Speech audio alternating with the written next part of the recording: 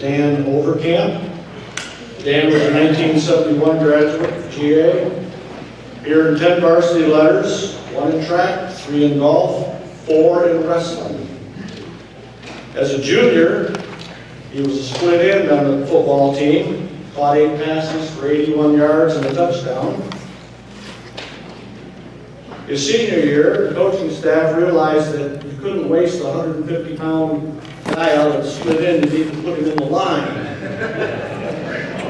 So they moved him to center. Some may have thought that was crazy, but Dan jumped right into it. He gave it everything he had. He ended up being voted the lineman of the week 3 times and ended up being the all-KVA first team center on the 1970 team, which also was a state championship team for GA. Wrestling is where Dan made his mark. In his first 2 seasons, he won 45 matches and lost 20.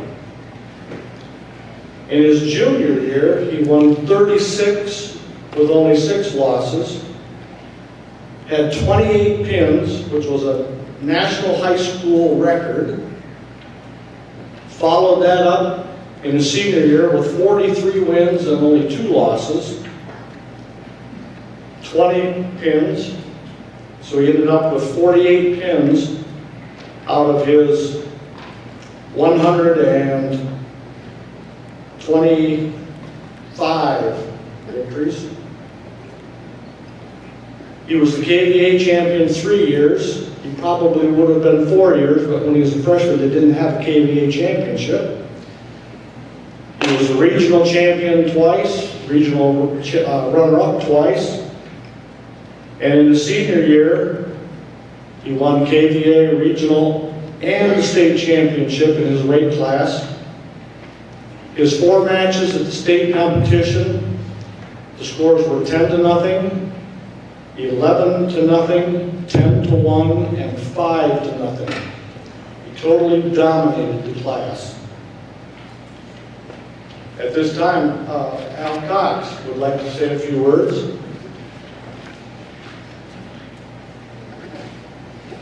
It's kind of hard to say a few words about that because he was a super athlete. He was a super athlete in football or wrestling. I got him into wrestling. He just took over. He was very aggressive.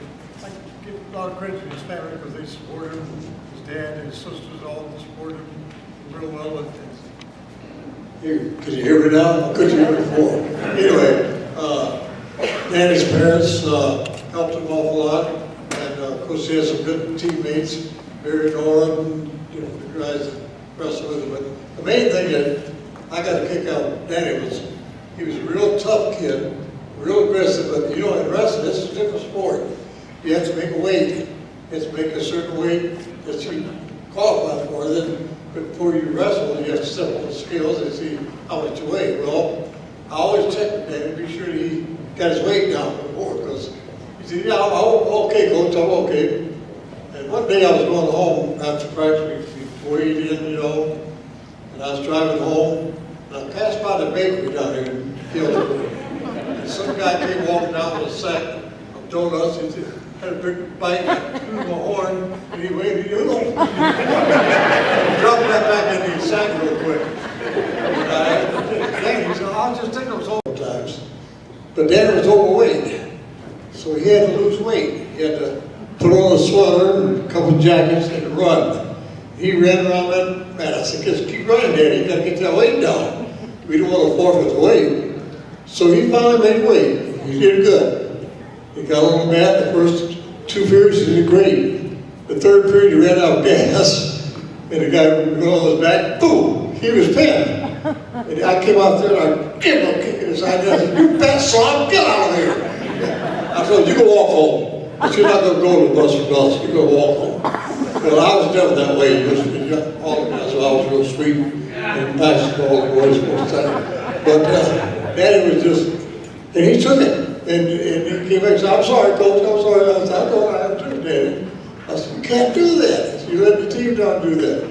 But that's the kind of guy he was. He was a real fierce competitor. And I'll always remember that. He's one of a kind. He set a whole team of guys like him who'd win it all the time. Thank you.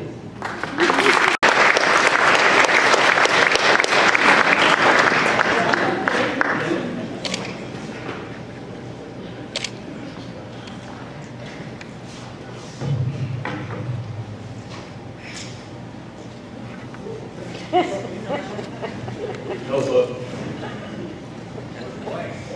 I gotta tell you, the view up here is great. I see family, I see friends, I see teammates, my coaches. That's really sweet.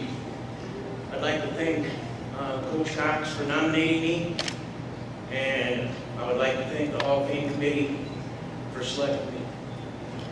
I'd also like to throw out a big thanks to Dale Martin for all the work he does in this. I've heard other guys get up here and thank Dale for all his work, but you really don't have any idea of how much Dale puts into it, how you work with him. One of the things that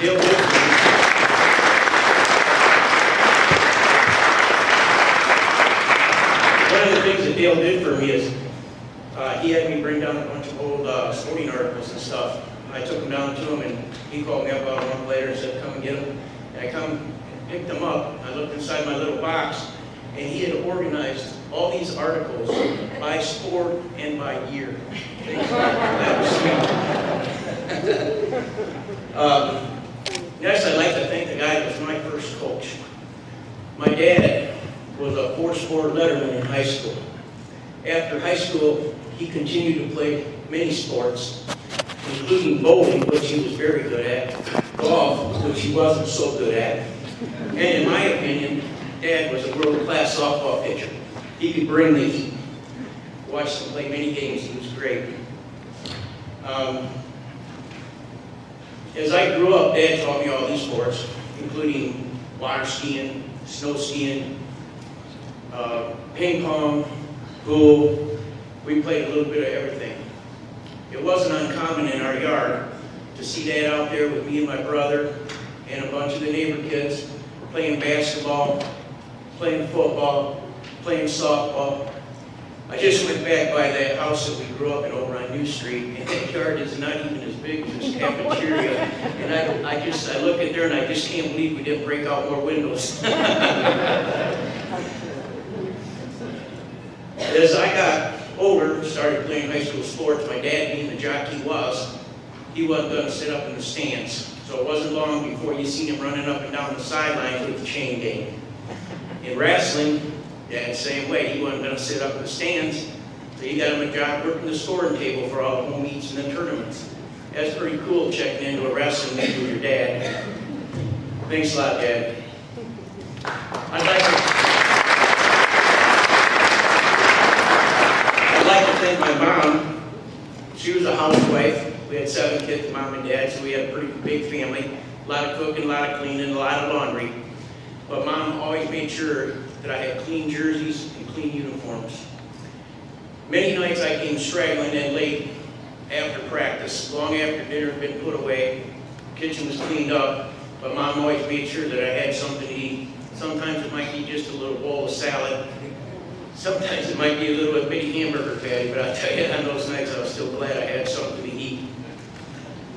One of the best things that my mom did for me is after I graduated from high school, I went in the Navy, and I was gone for over 2 years. When I came back, Mom and Dad were living up in the Ludington-Pentwater area, and I went up there to see them. And Mom gave me this Tupperware box, yay big. And I looked inside of there, and inside of there was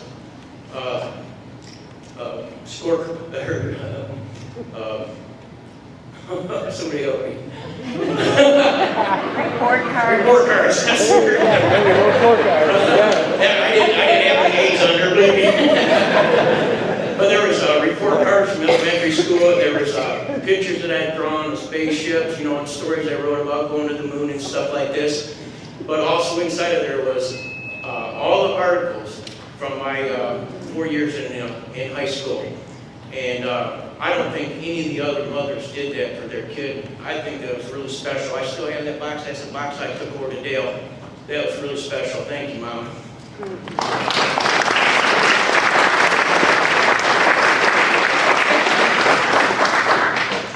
brother Steve's here tonight. Steve and I played a lot of sports growing up. Steve was, in high school, he was more of a track man. We used to do a little bit of wrestling around until I got in high school and started kicking his butt, and that was the end of that. Some of my sisters are here. I had 5 younger sisters, and back in the day in Galesburg, they didn't have any sports for girls. So if they wanted to do anything, they were either a cheerleader or they were a grapplerette. And most of my sisters were grapplerettes, and they would work with some of the cheerleaders, and they would make banners to put up in the gyms for us, you know, gold rams, pin them, stick them, and stuff like that. They always used to make up little banners for each one of us varsity wrestlers, and they always used to call me Dangerous Stan, but I don't know why that was. Now, in '58, my dad was working for Consumers up in Nuevo, and he got transferred to the Morrill plant in between Galesburg and Comstock. We stayed in a little hotel out in front of the Morrill plant for a couple of months, and while Mom and Dad looked for a house, and to this day it still gives me shivers thinking how close I came to being a cold. But eventually Mom and Dad made the right decision, and they bought Hutch Roloff's old house over on New Street. The first night we were there was in December, and it was snowing out. We're in there watching TV, and there's a knock on the back door. We can't imagine who that could be, so we go back. Dad opens up the door, and there's just 3 little kids standing there. One little boy stands up and says, "Hey, mister, you got any kids?" My dad looks around and says, "Yeah, I got a few." He says, "Well, can they come out and play?" Dad said, "Sure." Well, that was Jack McDaniel. He's been my best friend. He's been my best friend for over 50 years. Jack's here tonight, too. Well, Jack was the kind of guy. Jack was the kind of guy that did a lot of odd jobs around town.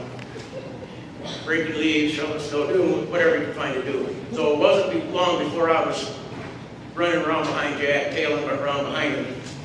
And I think it was in the blizzard of '62, we went out, school was closed down for like a week. Jack and I went out and shoveled snow, and we made over $150 each.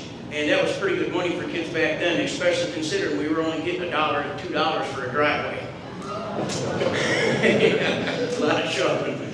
One day we go up to this house, Jack knocks on the door. This older lady answers the door, and Jack asks if she would like to have her driveway shoveled out. And she said, yes, she would. And she says, boy, it's awful cold out there. Would you like to come in and have a cup of hot chocolate before you go to work? Jack says, sure.